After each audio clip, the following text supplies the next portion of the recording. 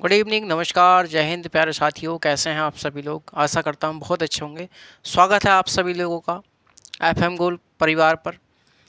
तो साथियों, जैसा कि आप जानते हैं कि हम लोगों ने राजनीतिक सिद्धांत में जो दूसरी यूनिट है, राजनीतिक मूल अवधारणाएं, और उसमें हम लोगों ने एक मूल अवधारणा पूरी की है जो चैप्टर था हमारा अधिकार। अधिकार चैप्टर हमारा पूरा हो चुका है। उसमें हमने 8 क्लासें ली हैं। कितनी क्लासें ली हमने? 8 क्लासें हम लोगों ने ली हैं। यानी कि आप समझ रहे हैं कि 8 दिन में हम लोगों ने एक चैप्टर फाइनल किया है। मतलब गुरुजी इतना बड़ा चैप्टर हो गया। हाँ, समझ रहे हैं? प्रश्न पूछता है जितनी ये राजनीतिक मूल अवधारणा है, यहाँ से कम 8 से 10% तो इन्हीं 7 चैप्टर से पूछ लेगा। तो आप लोग बेहतरीन पढ़ते रहें, किसी भी बात की चिंता ना करें। हम लोग पूरा प्रयास करेंगे साथियों, जो अच्छा कंटेंट है वो प्रोवाइड कराने का हमारा पूरा प्रयास रहेगा। तो आज का दूसरा चैप्टर हम स्टार्ट कर रहे हैं, स्वतंत्रता। स्वतंत्रता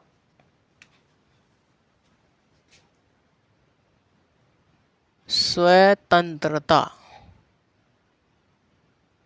स्वतंत्रता लिबर्टी लिबर्टी। तो स्वतंत्रता पर आज हम बात करेंगे साथियों। बात पहले हम शुरुआत ये करते हैं कि जो स्वतंत्रता है वो अस्तित्व में कैसे आई, है ना? अस्तित्व में कैसे आई, क्या हुआ था जो स्वतंत्रता की हमें आवश्यकता पड़ी या अस्तित्व में आने की ज़रूरत पड़ी हमें, है ना? इस पर बात करेंगे।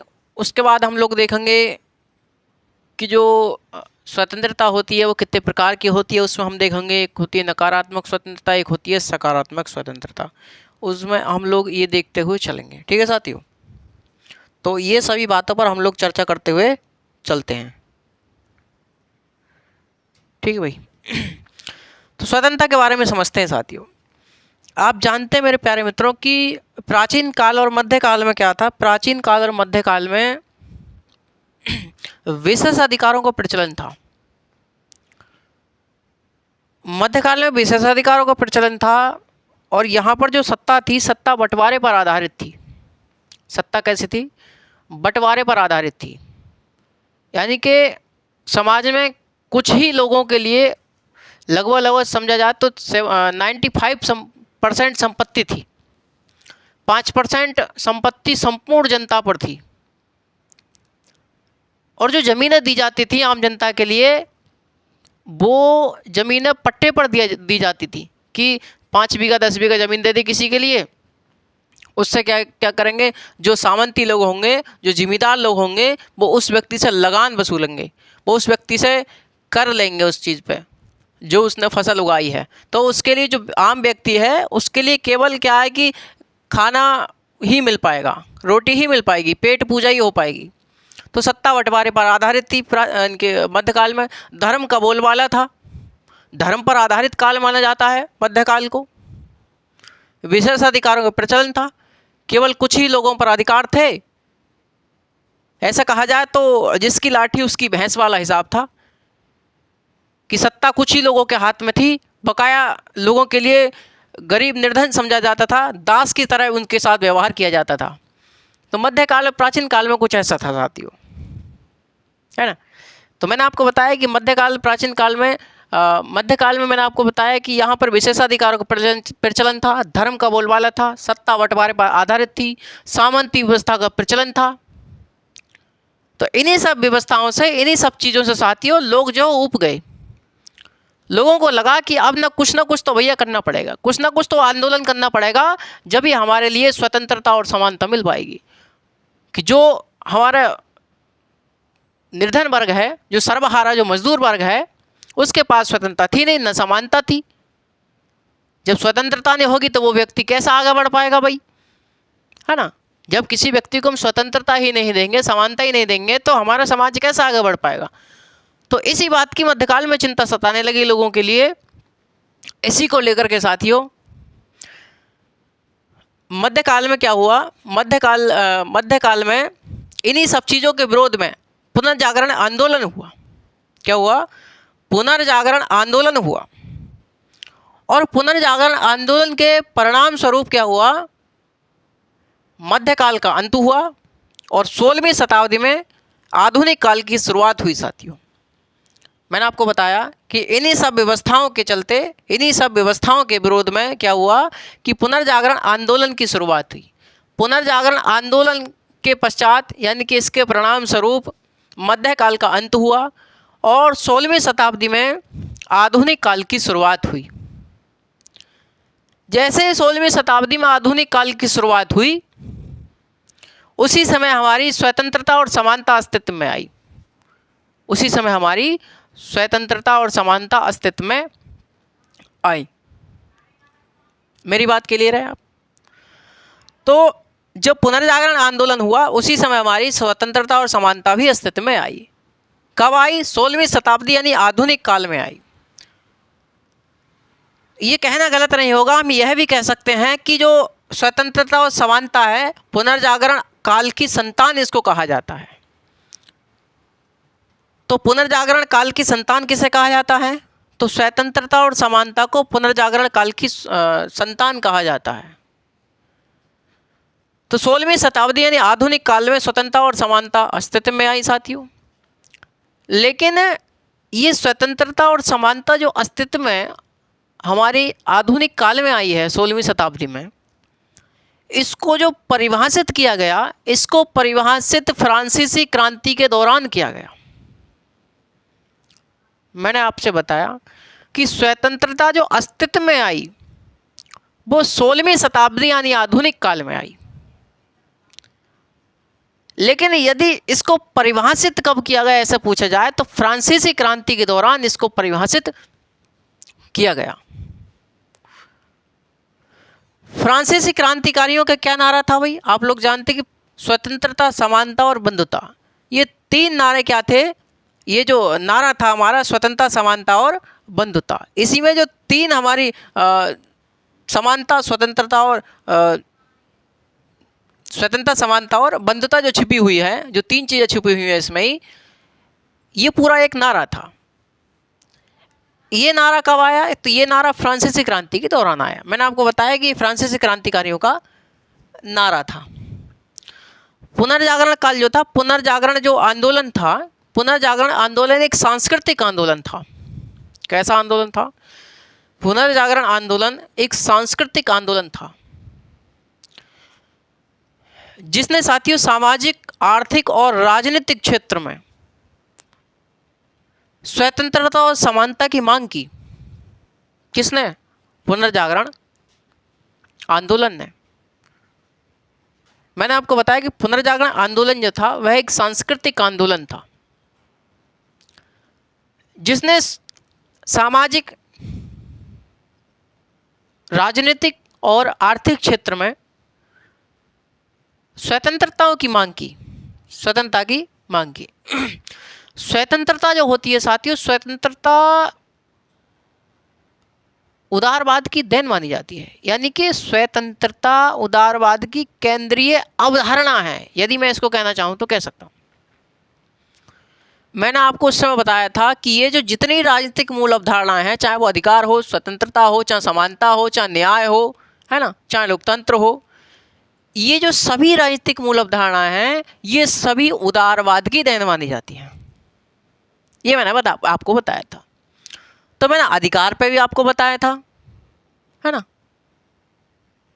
मैं आपको स्वतंत्रता पर भी बता रहा हूँ कि ये जो स्वतंत्रता है ये उदारवाद की केंद्रीय अवधारणा है। अर्थात जैसे जैसे हमारी उदारवाद में परिवर्तन होगा, जैसे जैसे उदारवाद में परिवर्तन होता है वैसे वैसे हमारी स्वतंत्रता में भी परिवर्तन देखने को मिलता है। जैसे जब नकारात्मक उदारवाद था तो उस समय हमारी नकारात्मक स्वतंत्रता थी। जैसे ही उदारवाद का अस्तित्व चेंज हुआ, उदारवाद में परिवर्तन हुआ, उदारवाद ने अपने आप में परिवर्तन किया, जब उदारवाद, सकारात्मक उदारवाद या लोक कल्याणकारी राज्य अस्तित्व में आया तो उस समय जो स्वतंत्रता अस्तित्व में आई वह सकारात्मक स्वतंत्रता अस्तित्व में आई। उदारवाद ने अपना और परिवर्तन किया अपने आप में। नव उदारवाद या उदारीकरण अस्तित्व में आया 20वीं शताब्दी के अंत में, यानी 1980 के दशक का आसपास। तो स्वतंत्रता ने भी अपना अस्तित्व में परिवर्तन किया।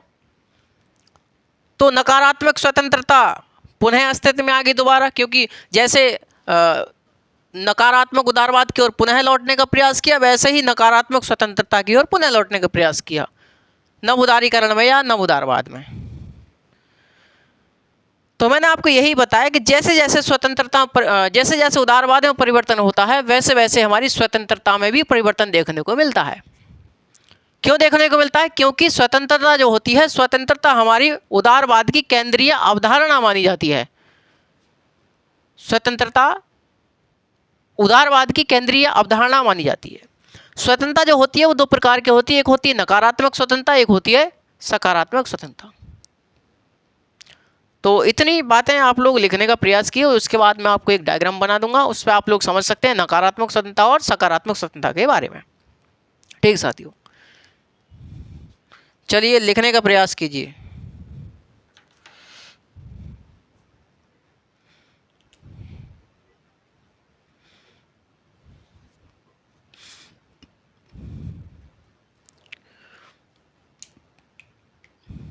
लिखिए, प्राचीन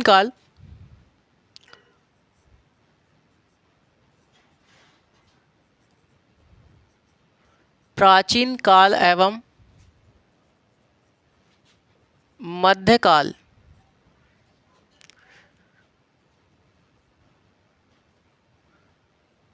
विशेषाधिकारों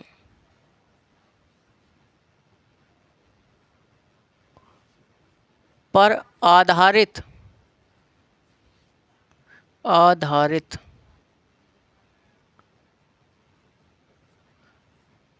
विशेषाधिकारों पर आधारित काल था।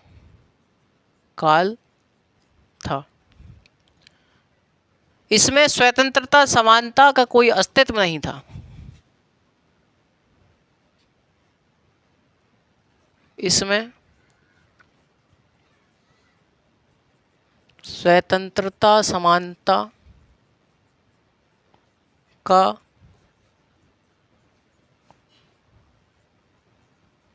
कोई अर्थ ना था। तो स्वतंत्रता और समानता से लोग रूबरू नहीं थे, लोग जानते नहीं थे, कोई अर्थ ही नहीं था यहाँ पर। इतनी बात क्लियर आई समझ में आपको?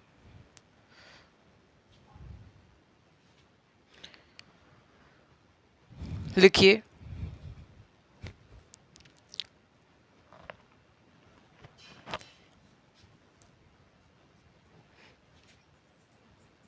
इस काल में राज्य ही सब कुछ था। राज्य ही सब कुछ था। सत्ता बंटवारे पर आधारित थी।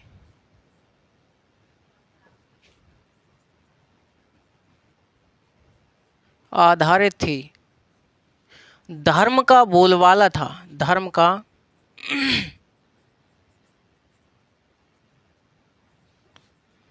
का बोलबाला था। सामंती व्यवस्था प्रचलित थी।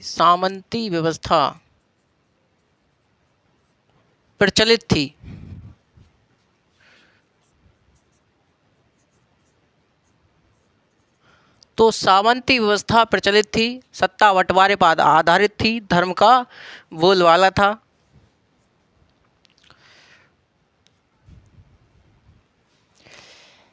इन्हीं सब के विरोध में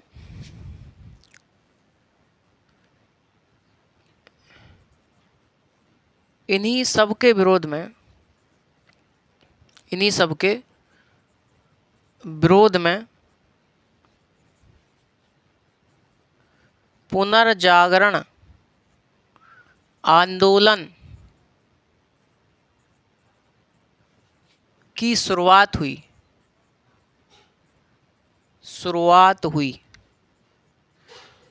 पुनर्जागरण आंदोलन की शुरुआत हुई। इसके परिणाम स्वरूप, यानी पुनर्जागरण आंदोलन के परिणाम स्वरूप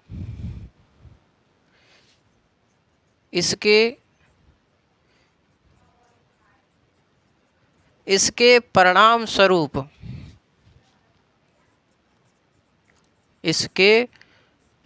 स्वरूप मध्यकाल का अंत हुआ।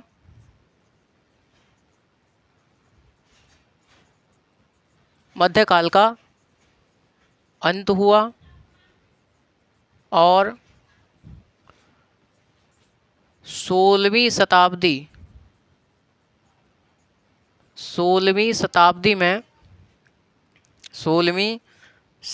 में आधुनिक काल की शुरुआत हुई। आधुनिक काल की शुरुआत हुई और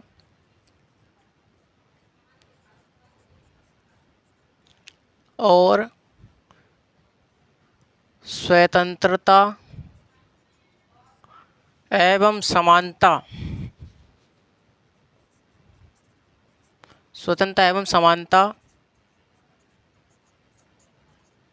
अस्तित्व में आई। तो स्वतंत्रता एवं समानता अस्तित्व में आई।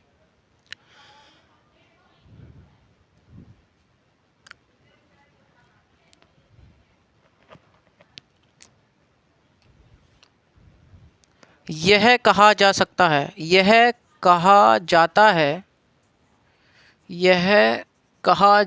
है कि स्वतंत्रता एवं समानता यानी कि जब पुनर्जागरण आंदोलन हुआ तो उस समय क्या हुई, 16वीं शताब्दी में आधुनिक काल की शुरुआत हुई, स्वतंत्रता और समानता भी अस्तित्व में आई। यह कहा जाता है कि पुनर्जागरण स्वतंत्रता और समानता को पुनर्जागरण काल की संतान कहा जाता है। लिखिए,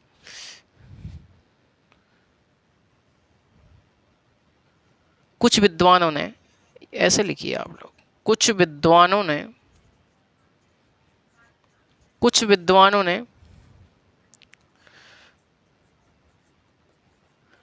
स्वतंत्रता एवं समानता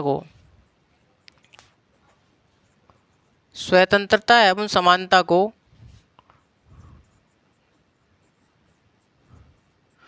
पुनर्जागरण काल की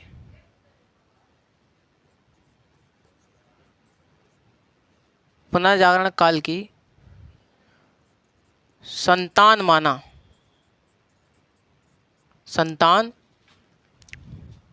माना। इस प्रकार हम कह सकते हैं कि इस प्रकार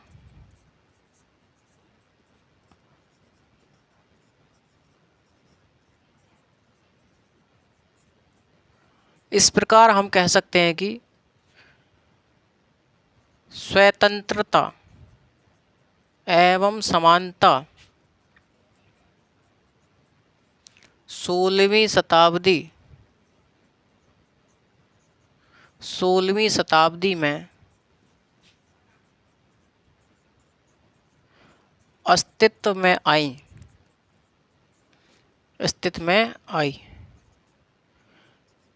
लेकिन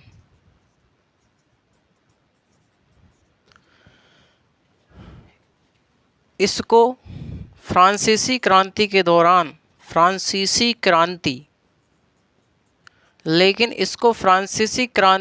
दौरान परिभाषित किया गया।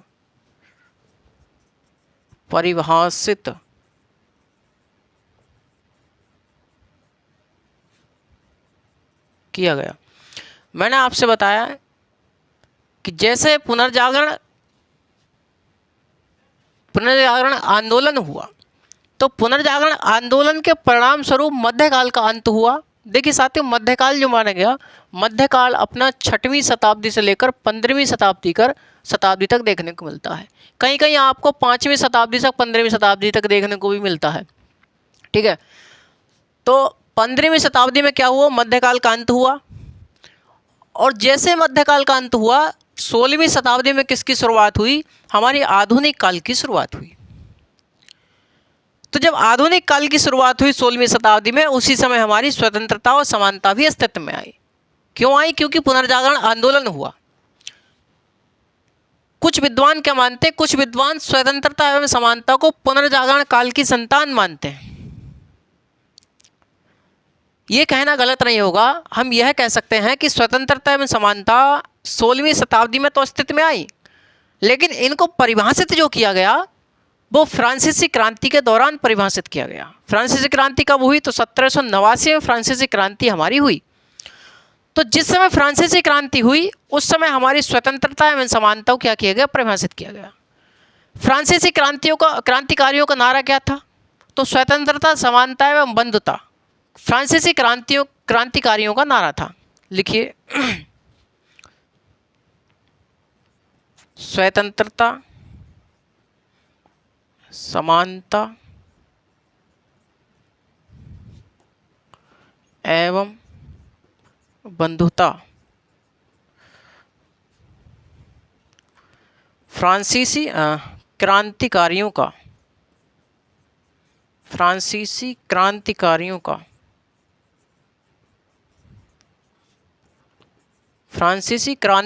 का नारा था।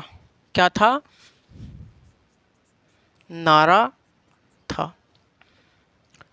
ये जो साथियों पुनर्जागरण आंदोलन था ना, पुनर्जागरण आंदोलन एक सांस्कृतिक आंदोलन था साथियों। कैसा आंदोलन था, एक सांस्कृतिक आंदोलन था जिसने सामाजिक, आर्थिक तथा राजनीतिक आधार पर सभी क्षेत्रों में स्वतंत्रता की मांग की। लिखिए, आगे लिखिए साथियों, पुनर्जागरण आंदोलन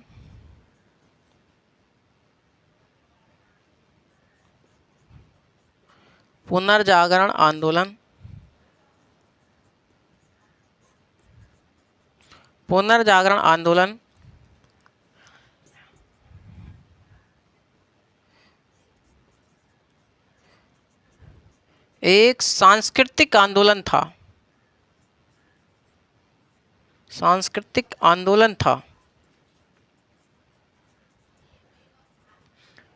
जिसने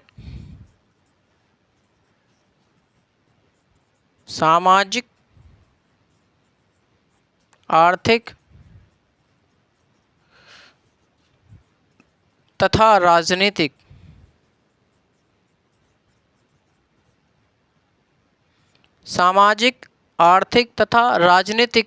क्षेत्रों में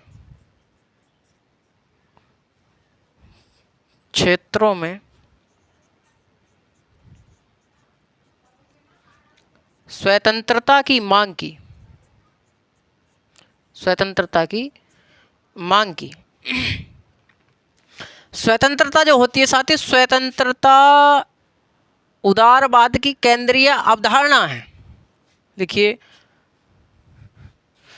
स्वतंत्रता क्या है, स्वतंत्रता उदारवाद की केंद्रीय अवधारणा है। जरा इसे आप उतार लीजिए, उसके बाद मैं देखता हूँ।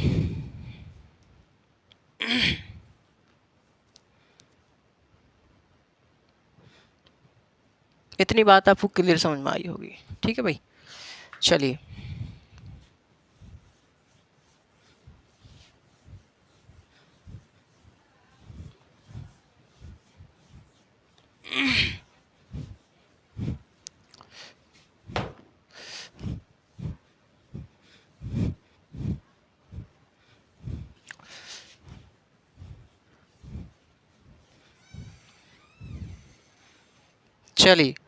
तो स्वतंत्रता जो होती है अपनी, स्वतंत्रता उदारवाद की केंद्रीय अवधारणा मानी जाती है। लिखिए आगे, स्वतंत्रता उदारवाद की केंद्रीय अवधारणा मानी जाती है। केंद्रीय अवधारणा है, तो यह उदारवाद की केंद्रीय अवधारणा है। यानी कि कहा जा सकता है कि जैसे जैसे उदारवाद में परिवर्तन होता है, उदारवाद का मतलब क्या था, उदार मतलब लचीला, वाद मतलब विचारधारा। ऐसी विचारधारा जो समय एवं परिस्थिति के अनुसार अपने आप में परिवर्तन कर ले, ऐसी विचारधारा जो समय एवं परिस्थिति के अनुसार अपने आप में परिवर्तन कर ले, उसे ही हम उदारवाद कहते हैं। तो समय एवं परिस्थिति के अनुसार उदारवाद ने अपना स्वरूप बदला, परिवर्तन किया इसमें। तो जैसे जैसे उदारवाद ने अपने आप में परिवर्तन किया, वैसे वैसे हमारी स्वतंत्रता का भी स्वरूप हमें परिवर्तित होता हुआ नजर आता है। तो साथियों, कैसे नजर आता है तो वो समझिए। तो स्वतंत्रता उदारवाद की केंद्रीय अवधारणा है, अर्थात जैसे जैसे जैसे जैसे उदारवाद में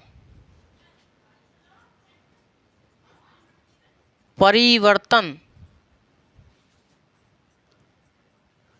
देखने को मिला,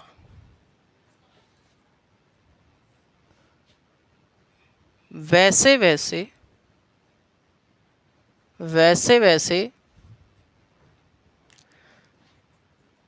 स्वतंत्रता के स्वरूप में भी परिवर्तन देखने को मिला।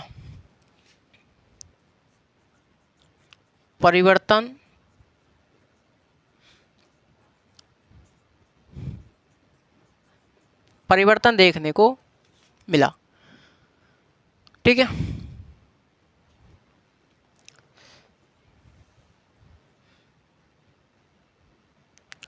जैसे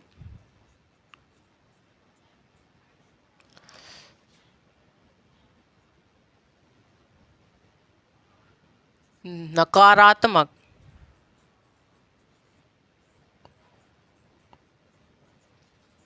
उदारवाद के समय, ये उतार लीजिए, नकारात्मक उदारवाद के समय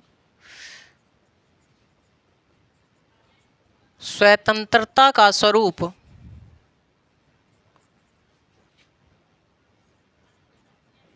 भी नकारात्मक था। अर्थात नकारात्मक स्वतंत्रता विद्यमान थी। नकारात्मक स्वतंत्रता विद्यमान थी। नकारात्मक स्वतंत्रता विद्यमान थी। ठीक है। तो नकारात्मक स्वतंत्रता विद्यमान थी।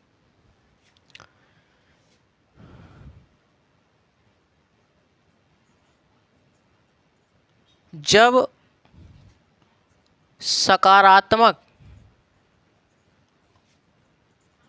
उदारवाद या लोक कल्याणकारी राज्य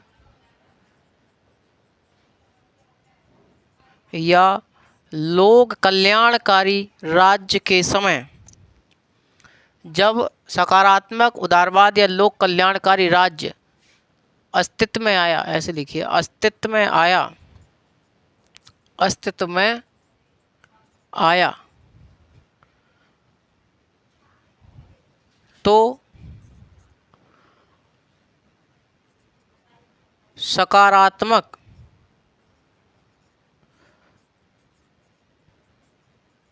स्वतंत्रता देखने को मिली। तो सकारात्मक स्वतंत्रता देखने को मिली।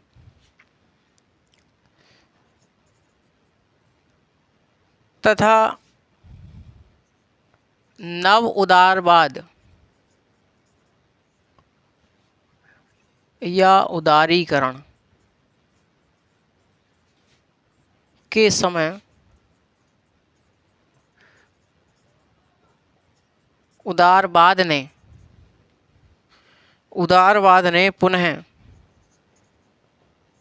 पुनः नकारात्मक उदारवाद की ओर लौटने का प्रयास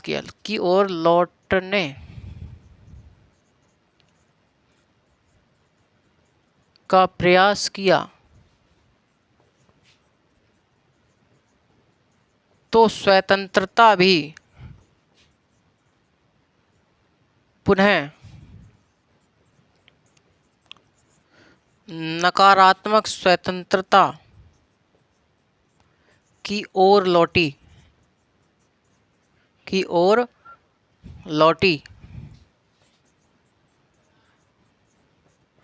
तो साथियों, मैं ये बताना चाहता हूँ आपको कि जैसे जैसे हमारा उदारवाद में परिवर्तन होता है, वैसे वैसे हमारी स्वतंत्रता में भी परिवर्तन देखने को मिलता है।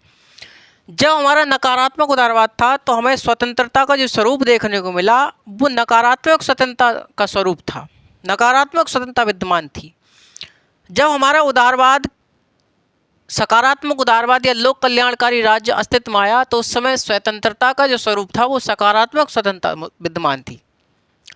आगे चल करके नव उदारवाद या उदारीकरण जब अस्तित्व में आया तो नव उदारवाद या उदारीकरण में पुनः नकारात्मक उदारवाद की ओर लौटने का प्रयास किया और हमारी स्वतंत्रता भी नकारात्मक स्वतंत्रता की ओर पुनः लौटी। एक डायग्राम बनाइए आप। जैसे मान चलो हमारी ये उदारवाद है, क्या है, जैसे हमारा ये उदारवाद है, ठीक है भाई। उदारवाद क्या था, जैसे हमारा जो उदारवाद था सबसे पहले हमारा नकारात्मक उदारवाद था, ठीक है भाई, नकारात्मक उदारवाद विद्यमान था। तो जब नकारात्मक उदारवाद विद्यमान था, समझते रहिए, तो उस समय क्या था, स्वतंत्रता कैसी थी, स्वतंत्रता कैसी थी, नकारात्मक स्वतंत्रता विद्यमान थी, नकारात्मक स्वतंत्रता विद्यमान थी, ठीक है। आगे चल करके उदारवाद ने अपने आप में परिवर्तन किया, कौन सा आया, सकारात्मक उदारवाद आया, सकारात्मक उदारवाद या लोक कल्याणकारी राज्य,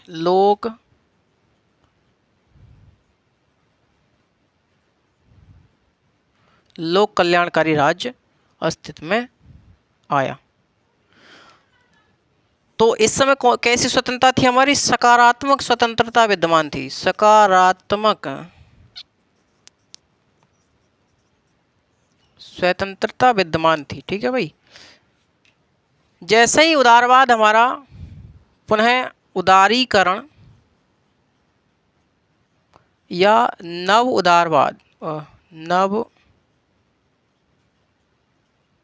उदारवाद था, वैसे ही हमारी स्वतंत्रता कैसी बन गई, नकारात्मक स्वतंत्रता बन गई, नकारात्मक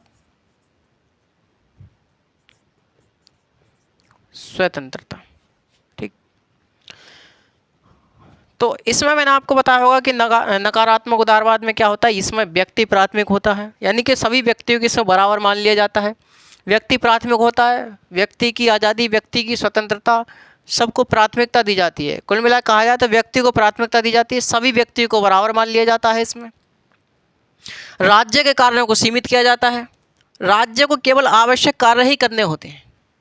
राज्य दो प्रकार के कार्य करता है, एक तो करता है आवश्यक कार्य, दूसरे करता है लोक कल्याणकारी राज्य, लोक कल्याणकारी कार्य। तो नकारात्मक उदारवाद में राज्य के कार्यों को क्या किया गया, सीमित किया गया, मैंने आपको पहले भी बताया है। और व्यक्ति की स्वतंत्रता को, व्यक्ति के अधिकारों को, व्यक्ति को प्राथमिकता प्रदान की गई। राज्य से कहा गया कि आप केवल आवश्यक कार्य ही करेंगे। आवश्यक कार्य कौन कौन से, सुरक्षा, शांति व्यवस्था और न्याय। राज्य केवल नकारात्मक उदारवाद में 3 ही कार्य कर सकता है और चौथा कोई कार्य नकारात्मक उदारवाद में राज्य नहीं कर सकता। जैसे उदारवाद ने अपने आप में परिवर्तन किया, सकारात्मक उदारवाद या लोक कल्याणकारी राज्य आया। जैसे सकारात्मक उदारवाद आया, सकारात्मक उदारवाद में क्या था, इसमें जो राज्य है, राज्य आवश्यक कार्यों के साथ साथ हमारा लोक कल्याणकारी कार्य भी कर सकता है ना, सामाजिक हित से जुड़े कार्य भी कर सकता है, समाज कल्याण के कार्य भी कर सकता है, ठीक है। तो शिक्षा, बेरोजगारी, स्वास्थ्य, इन सब बातों पर राज्य कर सकता है कार्य। तो लोक कल्याण से संबंधित जितने कार्य होते हैं, है ना, ये सब जो 5 किलो राशन मिलता है आपको, क्या है, सब लोक कल्याणकारी कार्य हैं। तो राज्य सकारात्मक उदारवाद में कैसा था, यहाँ पर सकारात्मक स्वतंत्रता देखने को मिली। राज्य भी कैसा है, हमारा सकारात्मक उदारवाद देखने को मिला। और जब सकारात्मक उदारवाद देखने को मिला, यहाँ पर कहा गया कि भाई जो राज्य है, राज्य हमारा आवश्यक कार्यों के साथ साथ लोक कल्याण के भी कार्य करेगा। यानी कि शांति व्यवस्था, सुरक्षा और न्याय से संबंधित कार्य तो करेगा ही करेगा, लेकिन व्यक्तियों के लोक कल्याण से संबंधित भी कार्य करेगा। आगे चलकर लोक कल्याणकारी राज्य अस्तित्व में आया, यानी कि सकारात्मक उदारवाद का ही विकसित रूप कौन था? लोक कल्याणकारी राज्य। मतलब यहाँ पर कल्याणकारी कार्य और ज़्यादा करने को मिलेंगे राज्य के द्वारा। जब लोक कल्याणकारी राज्य के कार्य ज़्यादा होने लगे, कल्याणकारी कार्य ज़्यादा होने लगे लोगों के, राज्य पर सब चीज़ों पर राज्य का ही नियंत्रण हो गया, सब चीज़ें सरकारी हो गई, है ना। तो एक समय ऐसा आया कि भाई व्यवस्था क्या था कि जो जिम्मेदार थे वो कहने लगे कि भाई यहाँ पर क्या हो रहा है, यहाँ पर राज्य ने सब कुछ अंकुश अपने आप में, मतलब उस पर कंट्रोल कर लिया, पूरी व्यवस्था पर राज्य ने कंट्रोल कर लिया। तो आगे चल करके उदारवाद में और परिवर्तन हुआ, उदारीकरण या नव उदारवाद देखने को मिला। यानी कि नव उदारवाद या उदारीकरण में पुनः हम लोग नकारात्मक उदारवाद की ओर या फिर नकारात्मक स्वतंत्रता की ओर लौटे, समझे। यानी कि पुनः हम लोग व्यक्ति को प्राथमिक मानने लगे, व्यक्ति की स्वतंत्रता को प्राथमिक मानने लगे, व्यक्ति सब बराबर व्यक्ति हो गए, राज्य के कार्य कहीं ना कहीं अंकुश कर दिया, राज्य के कार्यों पर अंकुश लगा दिया। मेरी बात समझने का प्रयास कीजिए साथियों, ठीक है भाई। जैसे आप लोगों को ये पता होगा, सन जैसे 16वीं शताब्दी से लेकर 19वीं शताब्दी तक क्या था? नव उदारवाद था। सकारात्मक उदारवाद कब देखने को मिला? 20वीं शताब्दी में आया, अस्तित्व में आया। लोक कल्याणकारी राज्य क्या था? ये भी 20वीं शताब्दी में ही आया। यानी कि सकारात्मक उदारवाद का क्या था? ये विकसित रूप था। उदारीकरण या नव उदारवाद कब अस्तित्व में आया? 20वीं शताब्दी के अंत में ये देखने को हमको मिला। अंत मतलब 1980 के दशक की आसपास की बात, 1970-1980 के आसपास। तो ये सभी बातें साथियों हमारी थी, है ना भाई। तो हम लोगों ने ऐसा देखा। आगे हम देखें कि भाई स्वतंत्रता जो होती है, स्वतंत्रता दो प्रकार की होती है। एक तो होती है नकारात्मक स्वतंत्रता, एक होती है हमारी सकारात्मक स्वतंत्रता। हालांकि हम लोग कल इस पर बात करेंगे, लेकिन हम लोग थोड़ा सा अगर एक डायग्राम बना ले तो आप लोग क्या कि दिमाग में एक छाप छूट जाएगी कि हाँ गुरुजी कल ही यो डायग्राम पढ़ाएंगे भाई साहब, ठीक है भाई। तो आज के लिए मैं ज़्यादा नहीं कहूँगा, तो आप लोग ज़रा थोड़ा सा 10 मिनट और समझिएगा।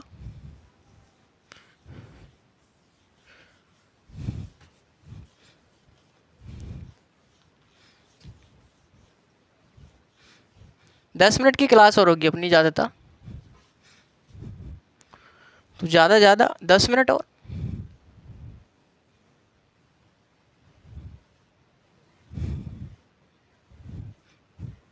चलिए, तो स्वतंत्रता के प्रकार कौन कौन से हैं? टॉपिक डाली स्वतंत्रता के प्रकार। स्वतंत्रता के प्रकार, स्वतंत्रता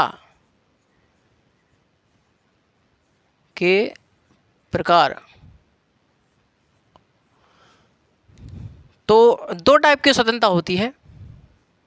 नंबर 1 नकारात्मक स्वतंत्रता,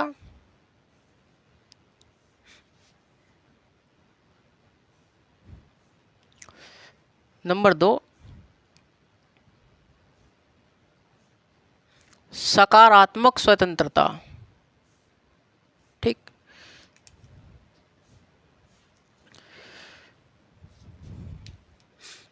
एक डायग्राम बनाया आप लोग, उसमें देखें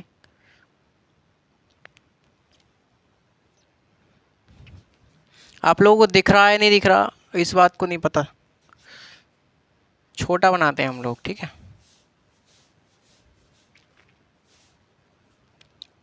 यहाँ तक आपको दिख रहा होगा जहाँ तक मुझे प्रयास है मेरा। तो एक है अपनी कौन सी है? नकारात्मक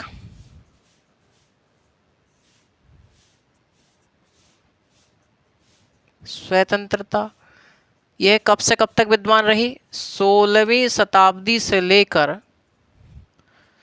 और 19वीं शताब्दी तक, 19वीं शताब्दी तक विद्यमान रही। आ गया ये अपनी सकारात्मक स्वतंत्रता,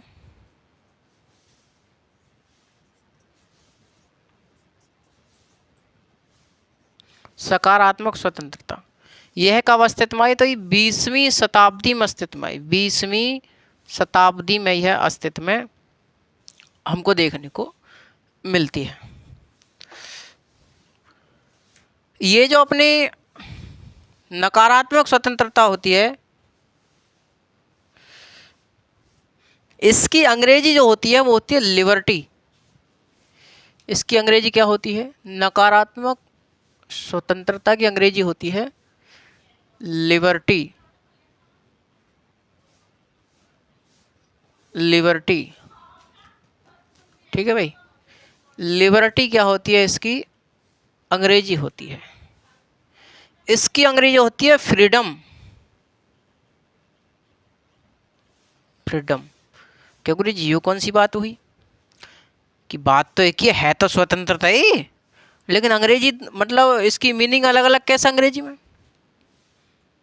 बेटे स्वतंत्रता है स्वतंत्रता, लेकिन नकारात्मक स्वतंत्रता की इंग्लिश क्या है? लिबर्टी है। सकारात्मक स्वतंत्रता की इंग्लिश क्या है? फ्रीडम है। यानी कि कहीं ना कहीं दोनों का अर्थ अपना अपना अलग होगा। इसलिए जो इंग्लिश में इसकी जो अर्थ है, इसकी जो मीनिंग है वो अलग अलग है स्वतंत्रता ही, ये भी स्वतंत्रता है, ये भी स्वतंत्रता है, लेकिन दोनों का कहीं ना कहीं अर्थ अलग अलग होगा। गुरुजी बात सही है आपकी कि कैसे कि जो लिबर्टी होती है, लिबर्टी इसका जो अर्थ होता है, अर्थ इसका क्या अर्थ होता है? इसका अर्थ होता है प्रतिबंधों का अभाव। प्रतिबंधों का अभाव, प्रतिबंधों का अभाव। यानी कि जो आपकी स्वतंत्रता है उस पर कोई प्रतिबंध नहीं होगा। वो क्या है? वो निरपेक्ष होगी। असीमित स्वतंत्रता आपको यहाँ पर दी जाएगी व्यक्ति को। प्रतिबंधों का अभाव है, प्रतिबंध नहीं होगा यहाँ पर। बल्कि फ्रीडम का अर्थ क्या होता है भाई? इसका भी अर्थ कहीं ना कहीं अलग होगा, कोई एक जैसा तो था नहीं, एक जैसा नहीं होगा। बिल्कुल सही बात। इसका अर्थ होता है कि अपनी जो स्वतंत्रता है आपकी, उस पर ऐसे प्रतिबंध होने चाहिए जो उचित हों। उचित मतलब व्यक्ति के व्यक्तित्व में सहायक हों। व्यक्ति के व्यक्तित्व में सहायक कैसे होने चाहिए? प्रतिबंध इसमें होने चाहिए, और इस पर ऐसे प्रतिबंध नहीं होने चाहिए जो अनुचित हों, जो अनुचित हों, जो व्यक्ति के विकास में सहायक ना हो। समझ रहे मेरी बात आप? जो व्यक्ति के विकास के अवरुद्ध हों, ऐसे इस पर प्रतिबंध नहीं होने चाहिए, बल्कि ऐसे प्रतिबंध होने चाहिए जो उचित हों, व्यक्ति के व्यक्तित्व में सहायक हों, उसके विकास में बाधा ना बने। लिखिए, इसका अगर हम कहना चाहें, इसको कह सकते हैं कि अनुचित प्रतिबंध हटें तथा उचित प्रतिबंध लगें। लिखिए, अनुचित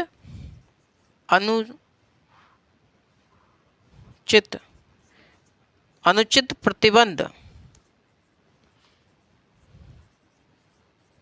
हटें तथा उचित प्रतिबंध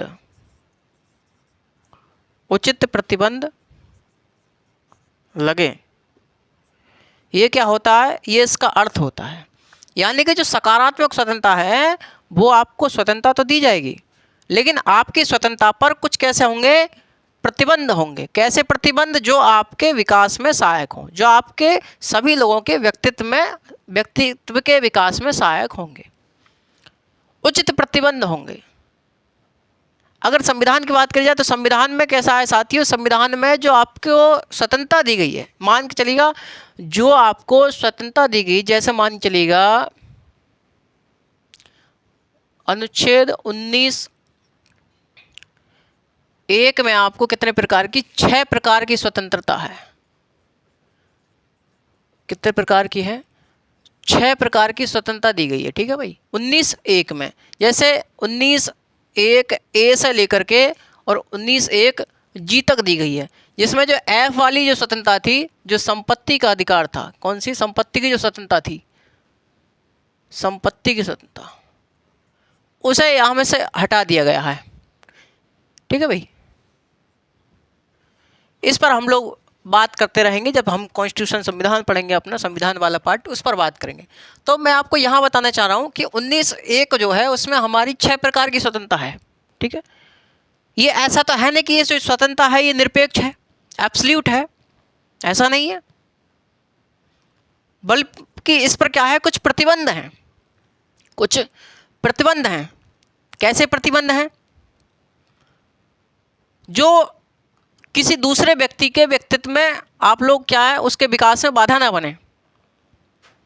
तो आपकी स्वतंत्रता है, लेकिन उस पर क्या है, कुछ प्रतिबंध है। और प्रतिबंध कैसे हैं? रीजनेबल रिस्ट्रिक्शंस हैं, रीजनेबल, है ना। कैसे रिस्ट्रिक्शंस हैं? तो रीजनेबल रिस्ट्रिक्शंस यहां पर दिए गए हैं।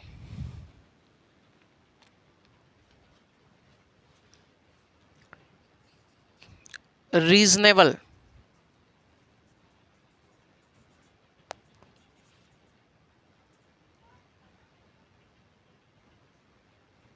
रिस्ट्रिक्शन,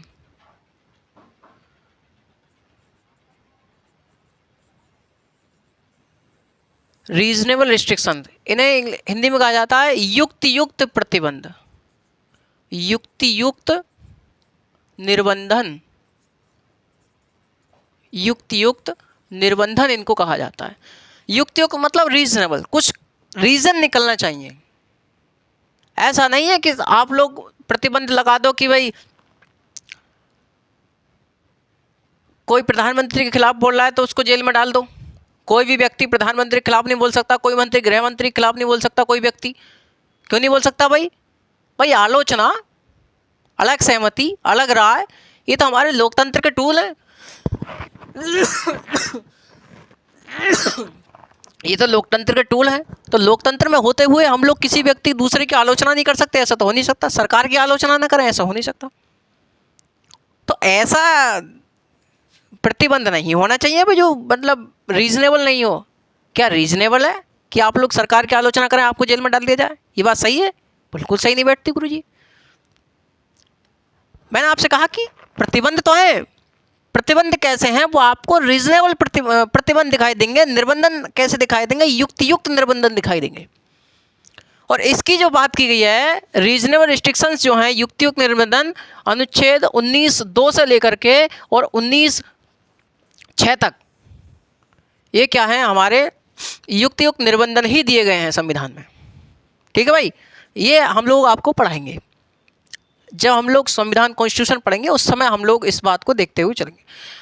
बिल्कुल भी चिंता नहीं करनी है हम लोगों को। ठीक है भाई, तो हम लोगों ने देखा कि भाई स्वतंत्रता जो होती है वो 2 प्रकार की होती है। हम लोग संविधान वाले उस पर पार्ट पर पहुंच गए, लेकिन हम लोग अभी के लिए इसको क्या करते हैं,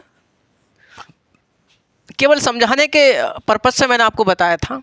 ठीक है भाई, यहाँ समझिएगा कि स्वतंत्रता 2 प्रकार की होती है, एक नकारात्मक स्वतंत्रता, दूसरी सकारात्मक स्वतंत्रता। नकारात्मक स्वतंत्रता ये अंग्रेजी क्या होती है, लिबर्टी होती है। इसका अर्थ क्या होता है, प्रतिबंधों का अभाव, इस पर कोई प्रतिबंध नहीं होता किसी व्यक्ति पर। यानी कि जो व्यक्ति जो एक व्यक्ति करना चाहता है उसे सब कुछ करने की छूट प्रदान की जाए, सब कुछ छूट प्रदान की जाती है, बशर्ते वो दूसरे व्यक्ति की स्वतंत्रता में बाधा उत्पन्न न करें। समझे? एक व्यक्ति जो भी करना चाहता है सब कुछ कर सकता है, लेकिन वह व्यक्ति दूसरे व्यक्ति की स्वतंत्रता में बाधा उत्पन्न न करे। ठीक है भाई, तो सब कुछ करने की आज़ादी आपको कहाँ दी जाती है, नकारात्मक स्वतंत्रता में दी जाती है। इसलिए हम इसे प्रतिबंधों का अभाव कहते हैं। लिबर्टी का अर्थ ही यही होता है। दूसरा होता है फ्रीडम। फ्रीडम का अर्थ क्या होता है, अनुचित प्रतिबंध हटे तथा उचित प्रतिबंध लगे। ऐसे प्रतिबंध हटें जो व्यक्ति के व्यक्तित्व में क्या हो, उसके अवरुद्ध हों, बल्कि ऐसे प्रतिबंध लगें जो व्यक्ति के विकास में सहायक हों। तो ये सभी प्रतिबंध कैसे होते हैं, व्यक्ति के व्यक्तित्व में क्या होते हैं, सहायक होते हैं। समझे? चलिए, तो इतनी बात आपको क्लियर समझ में आई होगी।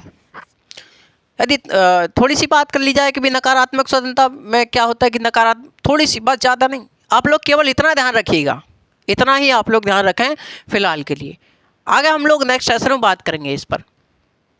तो स्वतंत्रता के प्रकार हमने देखे, नकारात्मक स्वतंत्रता, सकारात्मक स्वतंत्रता, कैसे कैसे क्या है मैंने अर्थ बताया आपको। दोनों की इंग्लिश में मीनिंग अलग अलग है, दोनों के अर्थ अलग अलग हैं, लेकिन बात स्वतंत्रता की है भाई। तो नकारात्मक स्वतंत्रता जो होती है इसकी अंग्रेजी क्या होती है भाई? लिबर्टी होती है ना। ये जो है वो लैटिन शब्द लीवर से बना है। लिबर्टी किस शब्द से मिलकर बना, किस शब्द से बना है? एक लैटिन शब्द है लीवर। कौन सा शब्द है? लैटिन, लैटिस भाषा का शब्द है लीवर, उससे लिबर्टी शब्द बना है, जिसका अर्थ होता है प्रतिबंधों का अभाव। जिसका अर्थ क्या होता है? प्रतिबंधों का अभाव।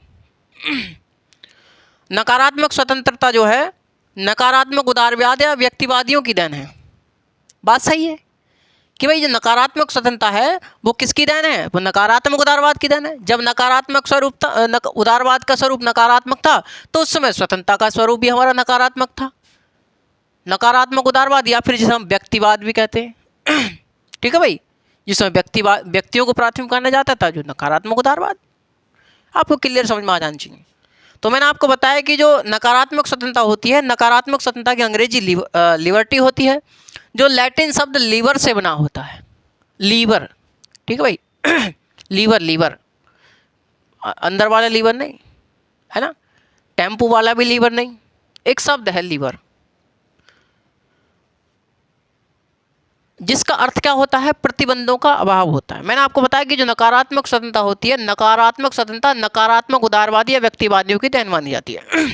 नकारात्मक स्वतंत्रता की यदि हम परिभाषा के तौर पर देखना चाहें तो देख सकते हैं कि एक व्यक्ति जो कुछ करना चाहता है उसे वैसा करने की पूरी छूट प्रदान की जाए, बशर्ते वह दूसरे व्यक्ति की स्वतंत्रता में बाधा उत्पन्न ना करे। मेरी बात समझ में आ रही है साथियों आप लोगों को? तो जो नकारात्मक स्वतंत्रता होती है, नकारात्मक स्वतंत्रता में क्या होता है? राज्य के कार्यों को क्या कर दिया जाता है? सीमित कर दिया जाता है। नकारात्मक स्वतंत्रता में राज्य के कार्यों को सीमित कर दिया जाता है और राज्य केवल आवश्यक कार्य ही कर पाता है, जैसे सुरक्षा, शांति व्यवस्था और न्याय। राज्य केवल इन 3 कार्यों को ही करता है, चौथा कोई कार्य नहीं करता। नकारात्मक स्वतंत्रता की यदि समर्थकों की बात करी जाए तो समर्थकों में किस किस का नाम आता है? जैसे लॉक हैं, जे.एस. मिल हैं, एडम स्मिथ हैं, स्पेंसर हैं, इन सब का नाम आता है नकारात्मक स्वतंत्रता के समर्थकों में। तो मैंने आपको बताया कि नकारात्मक स्वतंत्रता में जो राज्य होता है वो केवल सुरक्षा, शांति व्यवस्था और न्याय के कार्य ही करता है। सामाजिक, आर्थिक तथा राजनीतिक क्षेत्र में राज्य हस्तक्षेप नहीं करता। राज्य हस्तक्षेप नहीं करता है। नकारात्मक स्वतंत्रता के जो समर्थक क्या कहते हैं? नकारात्मक स्वतंत्रता के समर्थक कहते हैं कि यदि राज्य सामाजिक, आर्थिक तथा राजनीतिक क्षेत्र में हस्तक्षेप करेगा तो व्यक्ति की स्वतंत्रता क्या होगी? सीमित होगी। व्यक्ति की स्वतंत्रता बाधित होगी, कम होगी। ये मानते हैं नकारात्मक स्वतंत्रता के समर्थक। आगे हम लोग देखो लॉक के बारे में भी देखेंगे, जे.एस. मिल के बारे में भी देखेंगे, एडम स्मिथ के बारे में भी देखेंगे, थोड़ा सा स्पेंसर के बारे में भी देखेंगे, क्योंकि ये समर्थक हैं इसके। ठीक है भाई, तो इतनी बात मैंने आपको बताई। हालांकि इसे कल लिखवाऊंगा मैं। इतना आप लोग यहाँ पे प्रकारों में इतना प्रकार आपको पता चल गए होंगे। बिल्कुल आप लोग स्क्रीनशॉट मार लीजिए इसका। ठीक है भाई, हाँ। तो बस आज के लिए इतना ही। मिलते हैं हम लोग आपसे नेक्स्ट सेशन में, क्योंकि हमारा भी बाहर इंतज़ार हो रहा है, स्टूडियो से बाहर इंतज़ार कर रहे हैं कुछ लोग। तो उसके लिए मैं आपसे उनसे क्षमा प्रार्थी हूँ, क्योंकि जब ऑनलाइन क्लास में होते हैं तो हम बाहर की नहीं सुनते किसी की भी, क्योंकि जब हम आपसे जुड़ गए तो आपसे जुड़ गए। जब आपसे जुड़ जाते हैं तो फिर हम बाहर की नहीं सुनते किसी की। तो साथियों बने रहिए हमारे परिवार के साथ। आप लोग क्लास को शेयर कर रहे हैं अधिक से अधिक, तो अच्छे से पढ़ाई करें साथियों। ऐसा ना हो कि अमन सर की जो पढ़ाई हुई चीज़ें हैं वो व्यर्थ चली जाएं, क्योंकि हमें जो हम पढ़ा रहे हैं वो साथियों लाखों रुपए में, हज़ारों रुपए में आपको मिलता है। एक व्यक्ति ऐसा है जो आपको सब कुछ फ्री में पढ़ाने के लिए तैयार है, लेकिन आप फिर भी पढ़ने के लिए तैयार नहीं है। आपका विकास कैसा होगा रे? अरे बबलू, कैसा होगा रे तुम्हारा विकास? है तो विकास कैसा होगा तुम्हारा? क्या ऐसे विकास हो जाएगा? तो चलिए साथियों, बने रहिए हमारे परिवार के साथ। नमस्कार, जय हिंद, वंदे मातरम। खुश रहिए, मस्त रहिए, जबरदस्त रहिए। जय हिंद, वंदे मातरम।